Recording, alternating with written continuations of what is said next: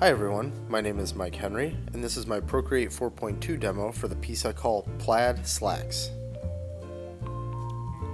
So this is the piece that we're actually going to talk about, but before we do that, I want to make sure that for those of you who want a deeper dive into some of the techniques that I use here that I feel might be too redundant for people who watch every video for me to go through, these are two videos that I think would be great resources for you to check out either before you keep watching this or potentially after.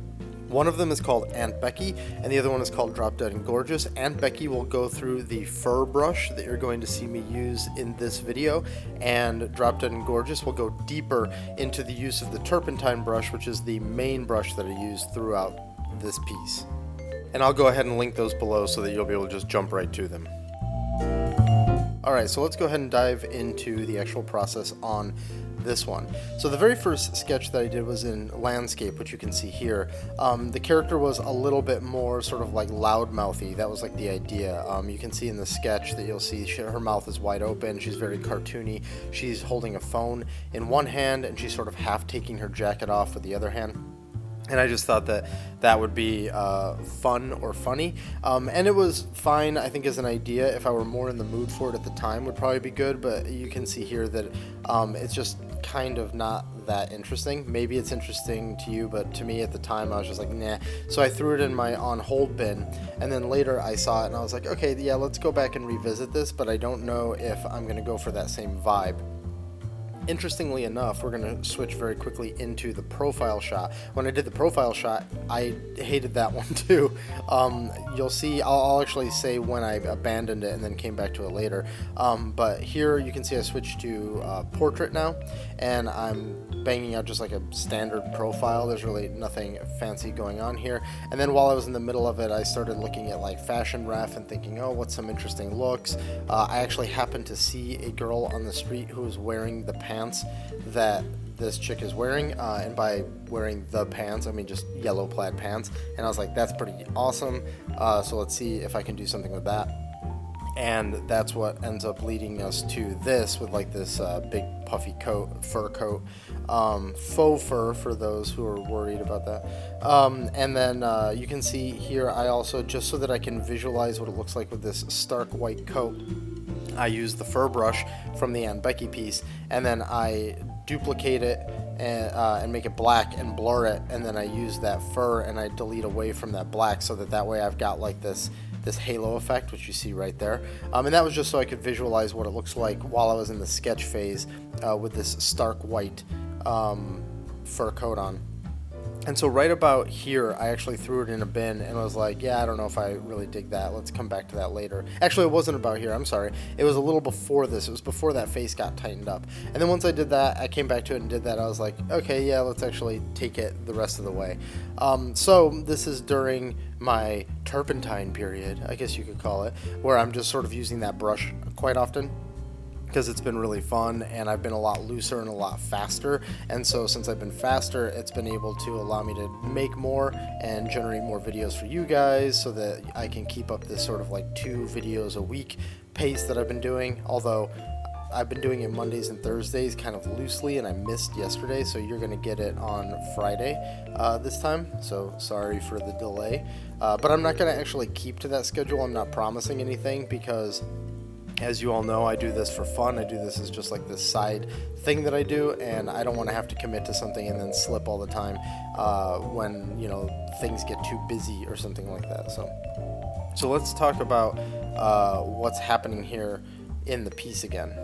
I'll try to zoom in as much as possible. There'll be some areas where there's kind of too much going on and I'll just show the whole image, but hopefully this will give you the right amount of detail, the right zoom. So we're using the turpentine brush, but we're being a little bit cleaner than we were in the past.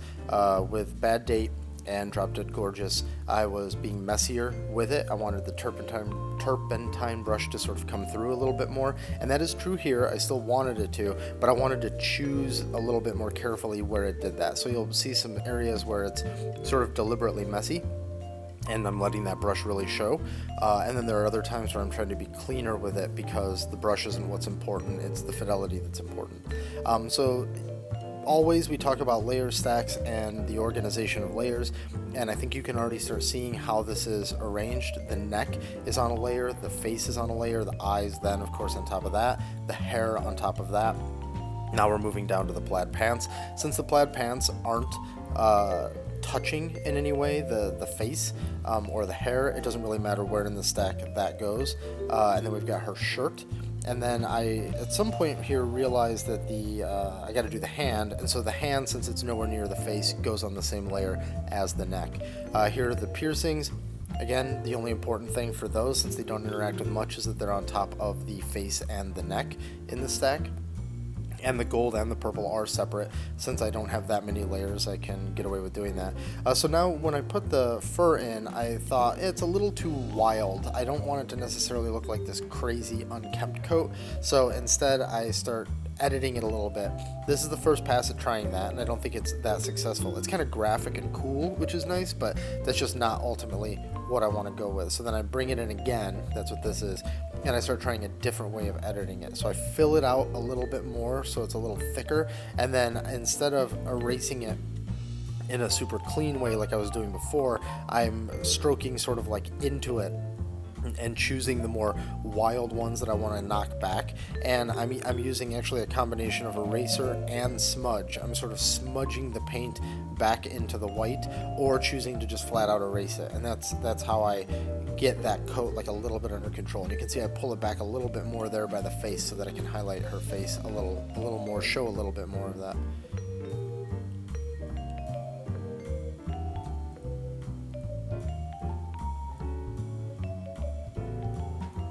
Okay, now we put in the hands. Her hand in the rough sketch there's no detail to it, but it looks like her fist is just kind of balled up, and I wanted to instead open it up a little bit more. This is kept really rough. I wanted to try and embrace the brush here so that the details weren't as strong down here, and it kind of draws you a little bit up more towards the face. At least that's the hope. So you can see that it's kind of a mess. I do clean it up a little more, but it more or less stays a mess. The plaid pattern on these is very simple. It's just some black with on the sort of yellow field, and then it's got 2 lines and then 1 line, and that was on purpose. I wanted the yellow. I wanted it to be like like the striking color of a bee, more than trying to make it like this complex plaid pattern. So now we jump back up to the face to do the blush on the nose and ears and cheek.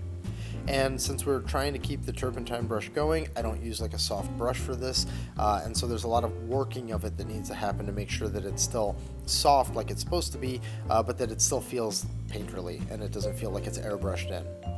So we have some lipstick, and then I really wanted to do something different with the eyeshadow instead of just some sort of standard you're going to work eyeshadow. Like this chick looks like she's trying to make a statement, and I wanted her eyeshadow to do the same.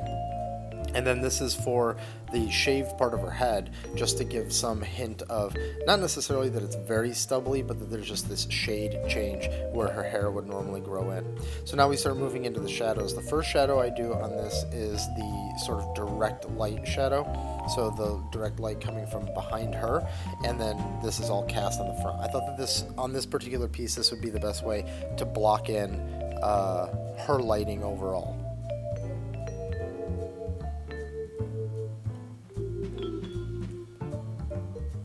This is not the same shadow color that I used for the last 2 pieces.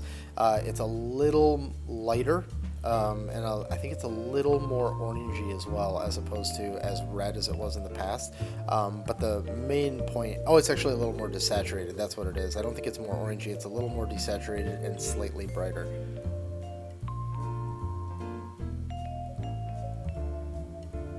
That shadow there, by the way, probably wouldn't actually happen with the light behind her, but I kind of wanted to add a little separation for her ear in the back of her head, which will also come out if I do more of like an ambient occlusion pass, but I just wanted to make sure that that was clear. So now we just banged in the hands real quick, and now we're gonna, because they're all just in shadow, so it was a quick one, and now we jump up to the hair. This is, again, the main light shadow, so there's a little bit of detail throughout this, but it's mostly just big blocks of shadow.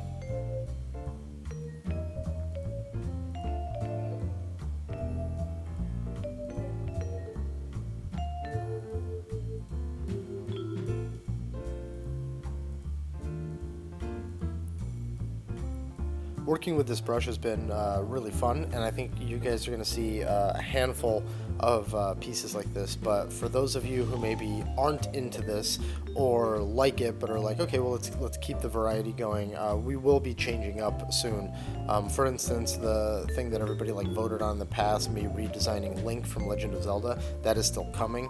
It's just I have to, you know, put more mental work into that, and frankly, doing something like this while my kids are running around screaming is a lot easier than thinking about how I'm redesigning something.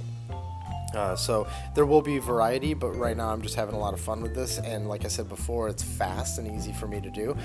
Not easy for me to do like it's, oh, this is a breeze, but it's more of a lighter mentality, so I can just sort of do it and relax and stuff. This is pretty awesome what you're about to see because I'm going in and putting in the defining shadows for the fingers, but if you'll notice something, I didn't notice it when I was in the middle of doing it, but I noticed it once I started putting the fingernails on. What are we doing? How many fingers do you guys see here? Especially right now, I'm adding in this one that I missed, and then it's like, oh, hey, wait a minute.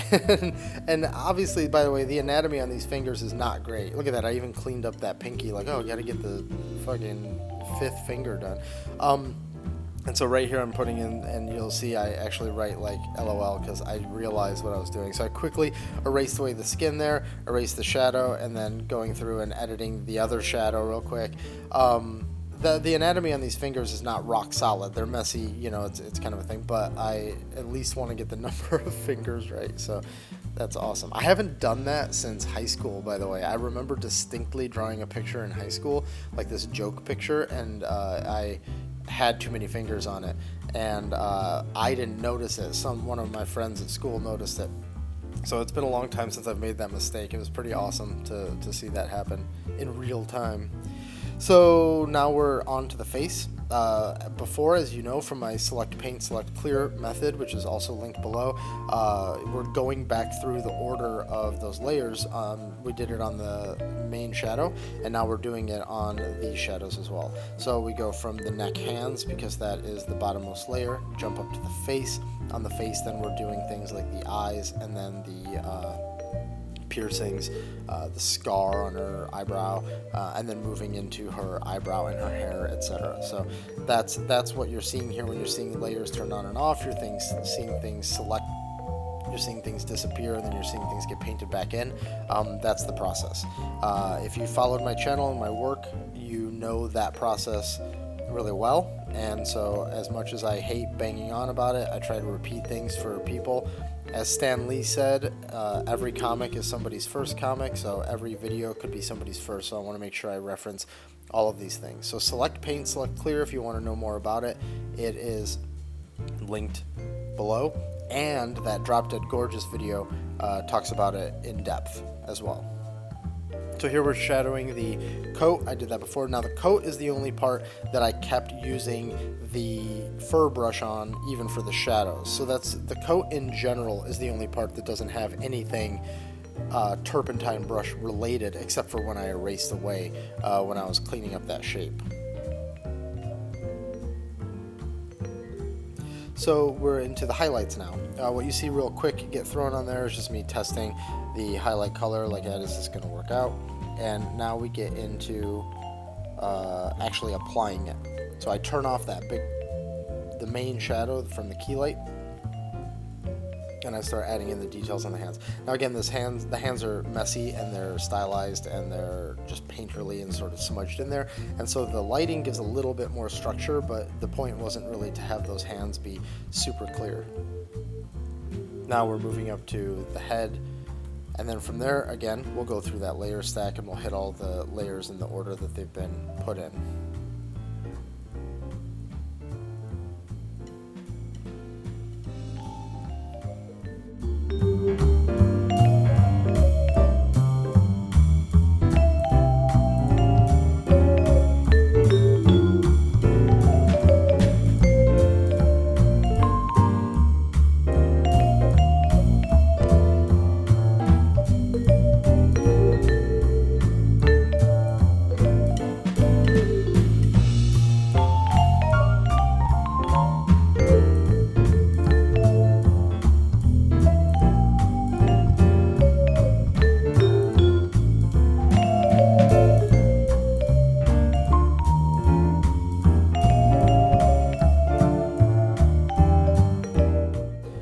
Alright, now we're going to do the background. I think I use the fresco brush. I like that quite a bit for the background because it's got a little bit of detail, but then it can be a little softened. So I use the fresco brush, and then I use the turpentine brush as an eraser and sort of smear it all around and try to get it so that it's looking visually interesting but not distracting. That's always the hope here.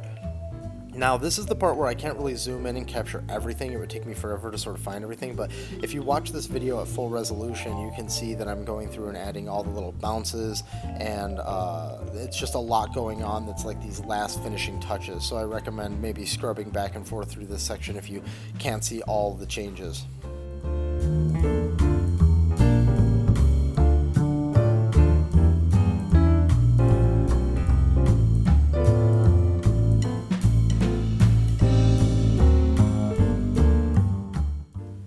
And last but not least, we throw in the UN Spacey pin.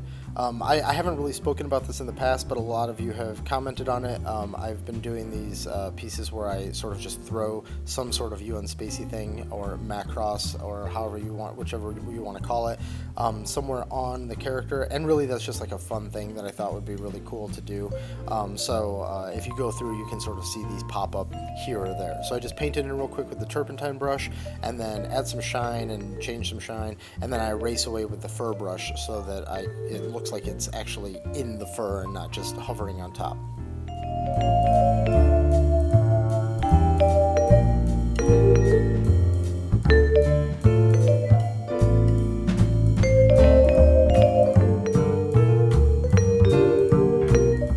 Now it's just some last minute touches on the background to wrap everything up, and that's really more or less it. There's a little bit more bounce work going on, but I mean, that's the piece right there.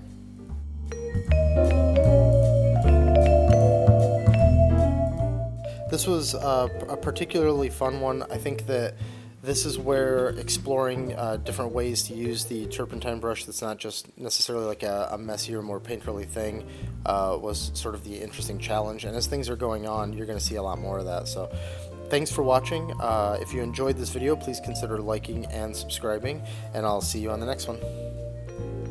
And if you're looking for me on the internet, these are the places where you can find me.